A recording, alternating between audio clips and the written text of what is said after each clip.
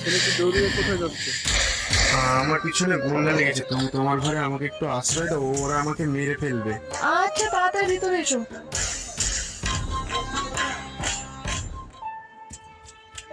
হাল কেটে কুমির আনলো ছেলেটি।